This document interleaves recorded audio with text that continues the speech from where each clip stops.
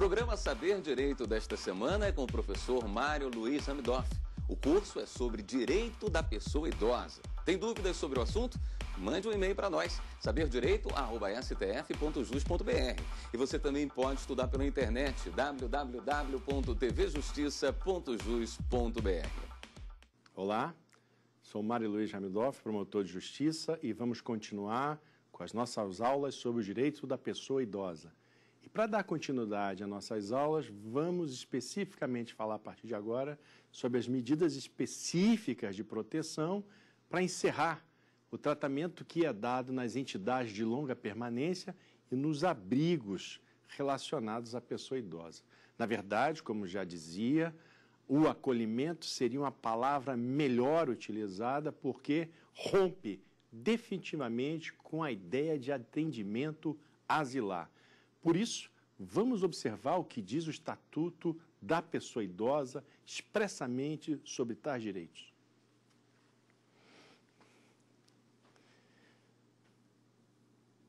O Estatuto estabelece medidas específicas, e essas medidas específicas se destinam a proteger a pessoa idosa de toda falta, omissão ou mau funcionamento no atendimento dos seus direitos individuais em razão da falta de acesso às estruturas ou casos de omissão da sociedade ou da própria família. Então, no caso do abrigo, no caso das entidades, das instituições de longa permanência, as entidades, elas se submetem às políticas de atendimento. As políticas de atendimento à pessoa idosa, contudo, não se restringem ao atendimento institucional. Por isso que é preciso estabelecer linhas de ação que são diferentes, por exemplo, dos princípios, das obrigações, das formas de estruturação das entidades de atendimento, da fiscalização e tudo isso em prol para a regulamentação do direito da pessoa idosa à convivência familiar e comunitária. Por isso, nas entidades de atendimento que se destinam ao abrigo da pessoa idosa, deve-se estabelecer políticas de atendimento não só para o abrigamento, mas também para a permanência, a manutenção e a reintegração familiar e comunitária da pessoa idosa. No artigo 46 da Lei 10.741 de 2003, estabelece, então, que a política de atendimento vai se dar através do conjunto articulado entre ações governamentais e ações não governamentais. Esse conjunto articulado é o que nós dizemos, chamamos de rede de proteção. Uma rede de proteção voltada à pessoa idosa em razão da sua condição humana peculiar de envelhecimento. É o conjunto articulado de ações governamentais e não governamentais em relação ao Estado, ao Distrito Federal, à União, aos municípios, e assim será possível um atendimento em rede através de encaminhamentos, e esses encaminhamentos de acordo com a atribuição legal de cada entidade. Mas para que isso possa ser feito, para que essa política de atendimento tenha um norte, uma diretriz orientativa, é preciso, e assim foi feito no Estatuto da Pessoa Idosa, que se determinasse algumas linhas de atendimento, algumas linhas desta política. Por isso, no artigo 47, são estabelecidas as linhas de ação. Dentre as linhas de ação, é fundamental o estabelecimento de políticas sociais básicas, políticas sociais públicas específicas à condição humana de envelhecimento. E isso está de acordo com o Plano Nacional do Idoso, que foi estabelecido pela Lei 8.842 de 1994. No inciso 2 do artigo 47, por sua vez, estabelece que é necessário, dentre as linhas da ação da política de atendimento, a utilização da assistência social, planos e programas de assistência social. E os planos e programas de assistência social se darão de forma supletiva. Como isso se dará? Só àqueles que necessitarem. Quais são aquelas pessoas que necessitam, são os idosos que não conseguem custear as suas necessidades vitais básicas, a sua própria sobrevivência, não podem contar, de outro lado, com alimentos prestados pelos seus familiares e não fazem jus a um plano de aposentadoria ou benefício estabelecidos pela Previdência Social. Desta maneira, as pessoas idosas serão contempladas supletivamente pela assistência social. E na assistência social, há aquelas pessoas que não tiverem a mínima condição e são consideradas idosas, elas receberão, no mínimo, receberão mensalmente um salário mínimo.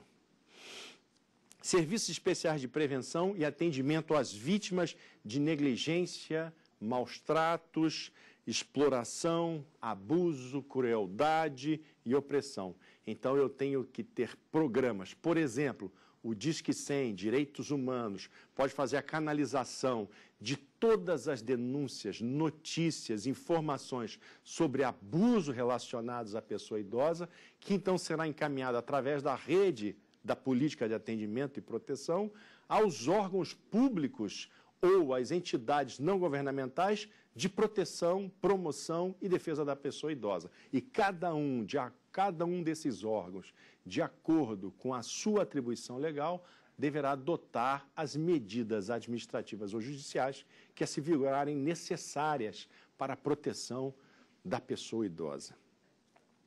Proteção jurídico-social por entidades de defesa. Então, é possível que essas pessoas idosas sejam protegidas também de forma complementar por organismos específicos que não fazem parte da estrutura pública de atendimento.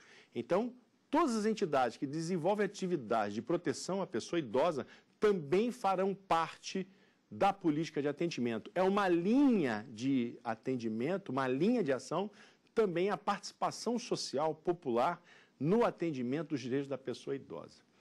Uma outra linha de ação importante na área dos direitos da pessoa idosa, na área do envelhecimento, dos envelhecentes, é ligada à localização e à identificação de parentes. A família não pode se ausentar de responsabilidade no amparo da pessoa idosa. Então, diz lá o inciso 4º do artigo 47, deverá existir um serviço de identificação e localização de parentes ou responsáveis por idosos abandonados em hospitais e instituições de longa permanência. Como eu disse no início, a pessoa idosa não pode ser simplesmente abandonada, depositada. A responsabilidade é solidária entre a família, a sociedade e o Estado. As entidades de longa permanência fazem parte da política de atendimento, mas não é o destino final de uma pessoa idosa. Com isso se rompe uma cultura do atendimento asilar, meramente asilar. É preciso haver uma outra cultura, uma cultura do amparo, uma cultura do respeito, uma cultura da integração da pessoa idosa como protagonista em atividade, em ação digna na comunidade, na família e no seio social. A mobilização da opinião pública, muito mais do que uma linha de ação, é uma estratégia fundamental.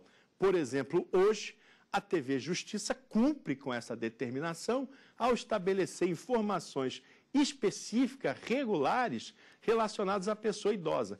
Então, quando se fala em mobilização da opinião pública, é o estabelecimento de informações especificamente destinadas não só ao público idoso, mas ao público em geral. E principalmente na área jurídica, na área política, é que nós podemos fazer a diferença. Como? Primeiro passo, que todos conheçam o Estatuto da Pessoa Idosa.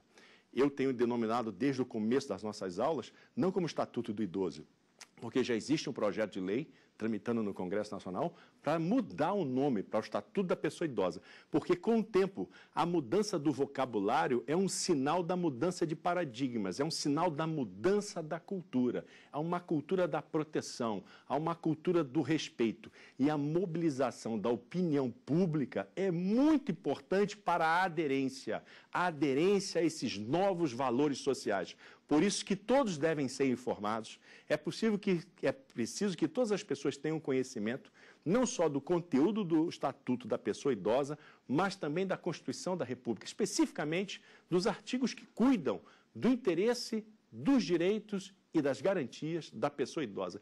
Então, me parece ser de profunda importância o inciso 6º do artigo 47, que estabelece como linha de ação a mobilização da opinião pública em torno da promoção, da proteção e da defesa dos direitos da pessoa idosa.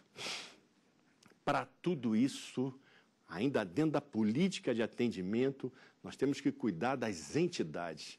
As entidades de atendimento devem ser gestadas, devem ser manutenidas, devem ser organizadas de tal maneira a proteger integralmente a pessoa idosa. E só por isso devem existir. Se não for por outro motivo, apenas o de proteger a pessoa idosa. Por isso que são autorizadas ao seu funcionamento. E, para tanto, as entidades de atendimento da pessoa idosa devem ser inscritas na forma que a lei determina, de acordo com as regras de referência das profissões específicas de atendimento à cidadania da pessoa idosa, da população idosa, e devem estabelecer normas e planejamentos para execução e manutenção das próprias unidades. Então, as entidades de atendimento terão unidades e os gestores destas unidades, os dirigentes dessas unidades, são corresponsáveis com os gestores dos programas de atendimento. Então, o programa de atendimento, a entidade de atendimento que tem um plano de execução, um plano de estruturação, fica solidariamente responsável pelos dirigentes das unidades que devem ser mantidas por essas entidades. É o que diz o artigo 48, de acordo com o Plano Nacional do Idoso. No parágrafo único, como eu já disse, do artigo 48, impõe a inscrição dessas entidades governamentais e não governamentais de assistência ao idoso, aonde os seus programas devem ser inscritos na vigilância sanitária. É preciso ter uma fiscalização das condições de habitabilidade, de alimentação, de moradia, para visitação, para manutenção da convivência familiar e comunitária. Por isso, a inscrição das entidades de atendimento, de assistência à pessoa idosa, devem ser inscritas na vigilância sanitária, bem como nos conselhos, no Conselho Municipal do Idoso, quando não tiver no Conselho Estadual do Idoso, e assim supletivamente, se não existir, no Conselho Nacional. Devo dar a notícia que já existe o Conselho Nacional e todos os conselhos estaduais, mas alguns municípios do Brasil ainda não possuem o Conselho Municipal da Pessoa Idosa. São muitos municípios, são estruturas diferenciadas, mas para que possa se dar a mínima fiscalização, se não existir o Conselho Municipal, existe a vigilância sanitária, e se não existir a vigilância sanitária, não existir o Conselho Municipal, pode se inscrever no Conselho Estadual, que em todos os estados já estão estruturados e funcionando. As entidades devem oferecer também condições e instalações adequadas à condição da pessoa idosa. Em regra, devem estabelecer condições que a pessoa idosa possa se sentir como se estivesse em um lugar de pertencimento, um porto seguro. Por isso, não é possível mais pensar em quartos ou alojamentos coletivos superlotados. É preciso uma higiene diária, é preciso uma alimentação em lugar destinado diverso das outras atividades. Enfim, é preciso a existência de condições das instalações que são próprias à condição de envelhecimento. Para além disso, as entidades de atendimento têm um rol de obrigações, como, por exemplo, objetivos estatutários e os planos de trabalhos devem ser apresentados de forma compatíveis, deve ter um regulamento específico das questões disciplinares, ela deve estar regularmente constituída através do que determina